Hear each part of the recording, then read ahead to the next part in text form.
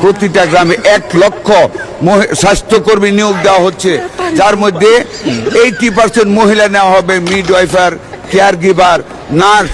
তাদেরকে গ্রামে গ্রামে মহিলাদের স্বাস্থ্যসেবা নিশ্চিত করার লক্ষ্যে, প্রতিটি মানুষের কাছে দৌড় করে স্বাস্থ্যসেবা পৌঁছানোর লক্ষ্যে আমাদের সরকার অনেক পদক্ষেপ গ্রহণ করেছেন। মাননীয় স্পিকার, আসসালামু আলাইকুম ওয়া রাহমাতুল্লাহি ওয়া বারাকাতুহু। আমাদের স্বাস্থ্যমন্ত্রীকে জানাই আমার তরফ থেকে অনেক অনেক অভিনন্দন। একটু আগে বাজেটে দেখলাম যে আমাদের স্বাস্থ্যমন্ত্রী নাকি বলতেছে যে কর্মচারী মহিলা যারা কর্মী হবেন নিয়োগ দেশে 80%, মহিলা 80% কর্মজীবী নিয়োগ দেশে।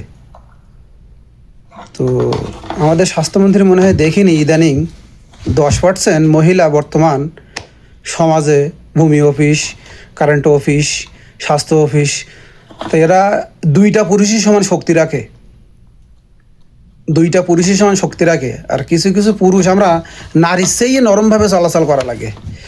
তো আপনি 80% মহিলা নিয়োগ দিয়েছেন, আলহামদুলিল্লাহ, এটা আমাদের জন্য অনেক গর্বের বিষয়।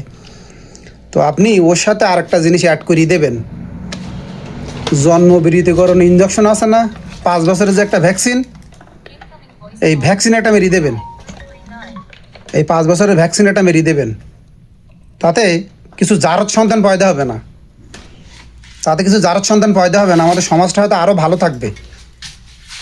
যদি আমাদের দেশে এটা না থাকে, Japan, America, London, Singapore, Switzerland যেখানতে হোক আপনি এটা আনাইয়ে এই যে 80% যে মহিলা নিয়োগ দিয়েছেন চাকরিজীবী, প্রত্যেক জেলায় জেলায়, ডিস্ট্রিক্টে, গ্রাম অঞ্চলে যেখানে দেবেন না কেন একটা করে ভ্যাকসিন দিয়েই দেবেন। এটা অনুরোধ আমার তরফ থেকে। প্রবাসে যারা আছে, ঠিক আছে না, আমার কমেন্ট বক্সে সবাই জানিয়ে যাবে আমার কথাটা যুক্তিসঙ্গত আছে কি না, কি যুক্তিসঙ্গত নেই। আমার ভুল হলেই বলে দেবেন, ঠিক আছে নি? কারণ অতটুকু আমি বলে দিলাম কেন, দেশে সমাজ যে পরিমাণে এখন সমস্যা, কারণ রামিসা ছোট্ট একটা মেয়ে, সে তার সমাজে চলাচল করতে পারেনি।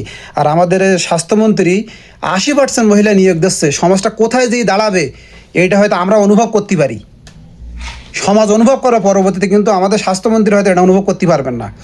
আর যদি আপনি না পারেন, আপনার 80% নিয়োগ দেওয়ার কোনো প্রয়োজন নেই মহিলা, আপনি পুরুষ নিয়োগ দেন, আলহামদুলিল্লাহ। সেক্টর মহিলা রাখেন তথ্য সেবায়, এবং যে চিকিৎসা চেয়ে বর্তমানে যেগুলো টেস্ট, আপনার এক্সরে কন, আলট্রাসোনোগ্রাম কন, রক্ত টেস্ট কন, যেগুলো টেস্ট আছে আপনি এগুলো সব সরকারি করেন।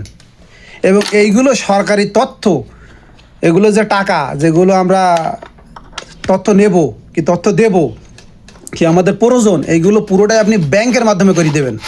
আমরা একটা পাসপোর্ট বানাতে গেলে সোনালী ব্যাংকে যেমন টাকা জমা দিতে হয়, এখান থেকে রিসিপ্ট নিয়ে গেলে আমাদের এক্সরে করবে, আলট্রাসাউন্ড করবে, আমাদের রক্ত ব্লাড টেস্ট নেবে, ঠিক আছে নি? ছোটো একটা কম্পিউটার দোকান থাকবে, সেখান থেকে আমরা ভরবো অনলাইনের মাধ্যম দিয়ে। আমরা ড্রাইভিং করতে যাই, ইন্স্যুরেন্স করতে যাই, ট্যাক্স টোকেন করতে যাই, আমরা তো যে কোনো ছোটোখাটো একটা কম্পিউটারের দোকান থেকে এইগুলো তো আমরা ট্যাক্স টোকেন ভরি যাই। তো এইগুলো আপনি কম্পিউটারের মাধ্যম দিয়ে, অনলাইনের মাধ্যম দিয়ে এই সরকারগুলো করবেন যদি পারেন। 2টা কাজ আমার দাবি। আমি বাংলাদেশের একটা সচেতন নাগরিক, একটা প্রবাসে আমি আজ পর্যন্ত 18-20 বছর ধরে। আপনার কাছে আমার অনুরোধ, যদি আপনি 80% নিয়োগ দেন, তো আপনি জন্ম বিরতিকরণ ইঞ্জেকশন ভ্যাকসিন যেটা 5 বছর মেয়াদে, এটা দিয়ে দেবেন। কারণ সরকার কখন গঠন হয়, কখন যায়, কখন না আসে, বিরোধী দল আসে কিনা, এটা তো বলা যায় না। তো এই কারণে 5 বছরের মেয়াদে একটা ভ্যাকসিন দেবেন, অনুরোধ, এটা সচেতন নাগরিক হিসেবে আমার। আর যদি আপনি না পারেন, তো আমরা এই চশমাটা লাগাইছি, আরেকটা লাগাই নিমু। আর সমাজে যত গন্দিগি থাক, আমরা মাস্ক লাগাই নিমু, একটা মাস্ক লাগাই নিমু আমরা, ঠিক আছে নি? যেহেতু আপনি আমাদের ভালোর জন্য করেছেন, এখন আমরা তো এইভাবে তো ভালো থাকতে পারবো না, তো আমরা 2টা চশমা লাগাই নিমু, কানে তুলা ভালো করে দিয়ে মাস্কটা লাগাইয়ে আল্লাহ দিলে আমরা ইনশাআল্লাহ সমাজে চলাচল করার চেষ্টা করব। ভালো থাকবেন, সুস্থ থাকবেন। যদি আমার কোনো ভুল হয়ে যায় কমেন্ট বক্সে জানাই যাবেন, ঠিক আছে নি?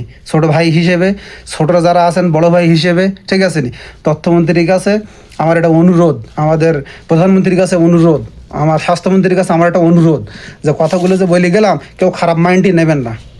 ভালো থাকবেন, আল্লাহ হাফেজ।